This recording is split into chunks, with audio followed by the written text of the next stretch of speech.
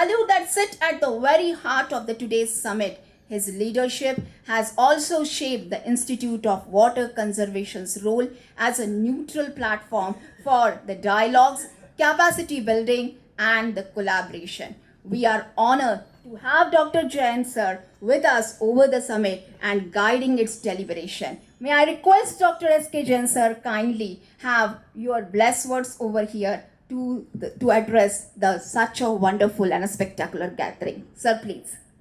Thank you. To have a welcome of our chief guest, who had been Chief Justice to Sikkim High Court, and prior to that he was Justice Rajasthan High Court. Later he assumed responsibility of Chairman Human Rights Commission, both at Sikkim and Madhya Pradesh, and he had immense contribution in the field of law and bridging the gap between the law and the society, and historical judgments have been his specialty. So we are deeply honored to have you as a chief guest in our today's summit.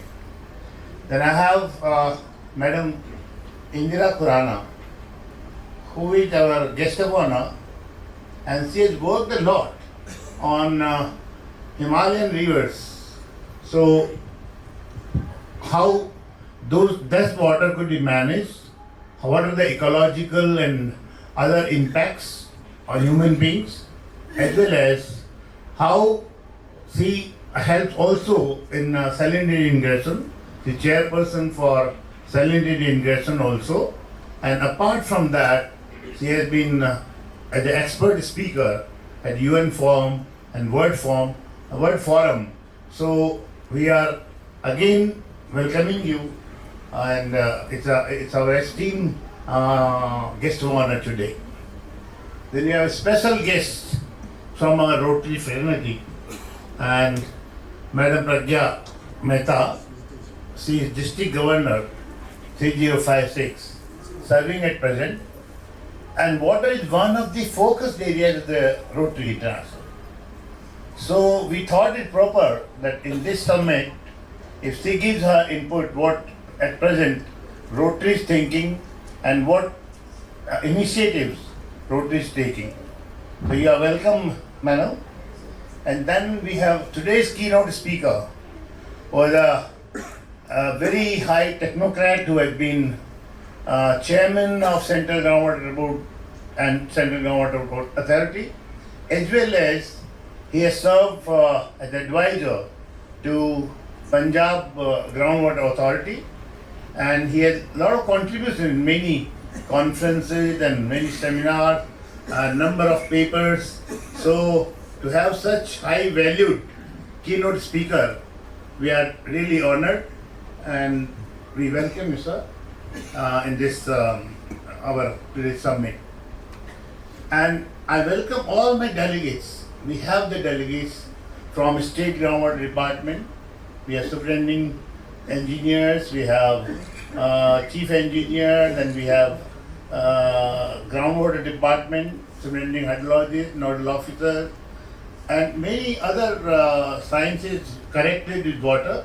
We have officers from public water health engineering department, and also number of delegates from NGOs who are working in the field of water, and then gathering who is interested in the water sector and who realizes the importance of water not only for this generation but for the future generation.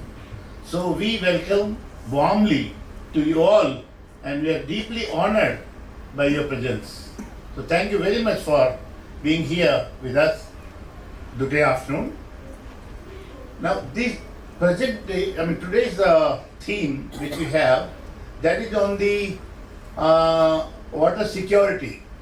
So how we can secure ourselves as regards water in future, and as I already told that, but still we feel that by today's deliberation, if we can find out the water management plan, and in such a way that the whichever areas which are excess in water, and we experience the flood, and a lot of devastating effects.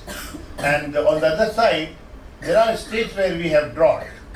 So if we can manage both together in an integrated manner, probably that kind of water management may provide us security against water, which is our today's theme. Thank you so By us, and that is towards the water security. We are not taking other projects. So one of the projects that was done in Ambuja area, so they have about 10, 12 mines in Kodinar. So there we found a lot of problem of water and the farmers were getting angry and a lot of water was required by the industry. So we studied this area and we found that number of seasonal rivers which are going, and during rains entire water goes to sea. So we thought, why not interlink these seasonal rivers, and then they had out 8 to 10 mine pits. So we tried to make the canals in between these rivers and brought this water to the various pits, and then we were able to have more than 2.3 million cubic meters of water, which was the additional resource. And not only that helped industry, but it raised the groundwater level, improved the groundwater quality. So villagers were very happy. And another impact, which will come in the next slide, of this work, this is the about 10 kilometer radius area of Kodinar main Ambuja project. Here we found that in 2001, the salinity from the sea, that was about 5 to 7 kilometers inland. Then in a study after doing this work, we found in 2004-5, the last red line. So that has been a very good significant work, and the impact which is visible. It was appreciated by Ministry of Environment and Forest in MOEF in one of the presentations, and this was quoted as one of the examples there how studies should be done for long-term effects and impacts. Next. There's another area where there's a mine which had a lot of water which is coming during rainy season. So there we had a lot of measures of stormwater management, like some of the injection wells, some of the check dam.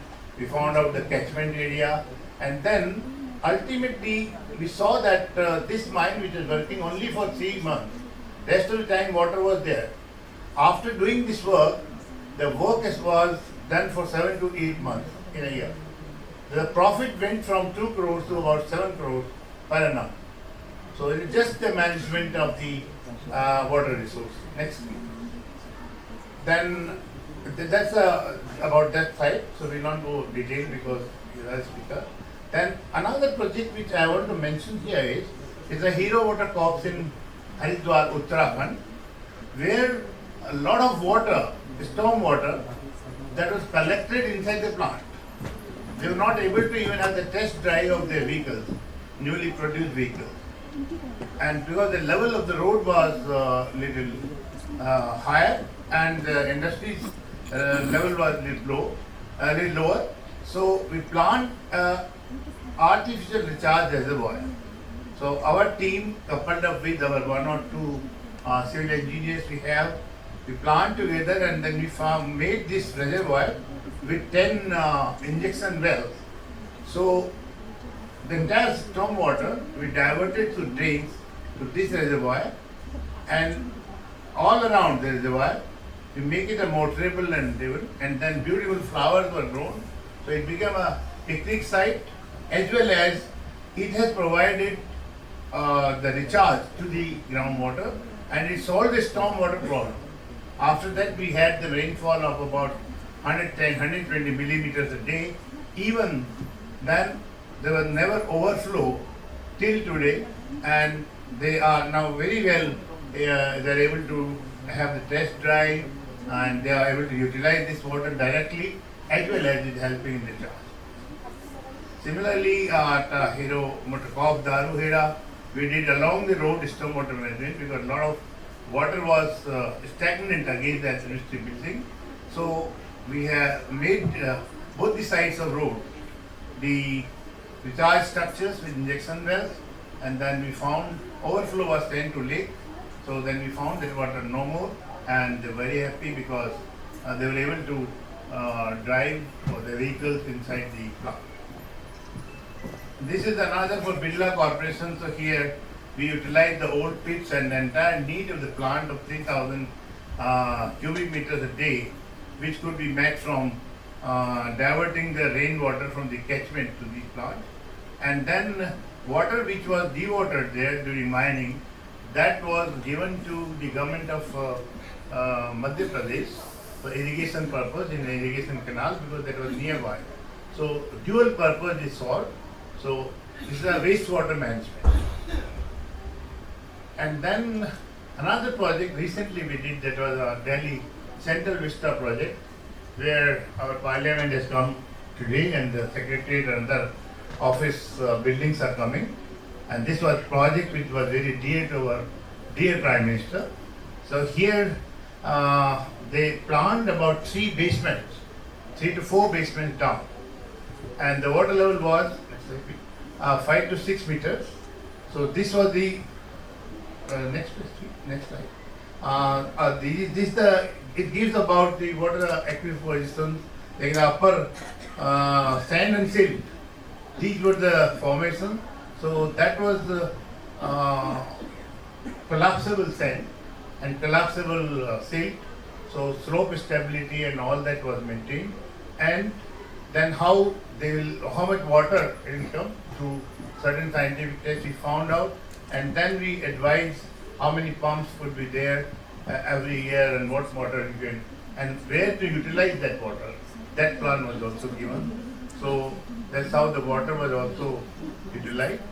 And then a few of the projects we did abroad, which also were landmark projects. One was the UNDP projects in Honduras, Central America, where we did complete groundwater exploration.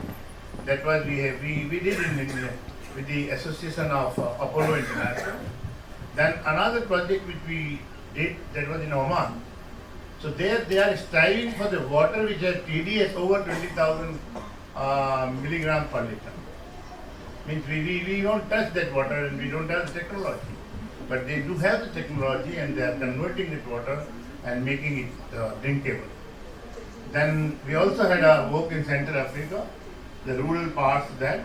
So their local needs of the tribals that was met through groundwater. Earlier there was no structure of groundwater in that area. Only some few rivers were there.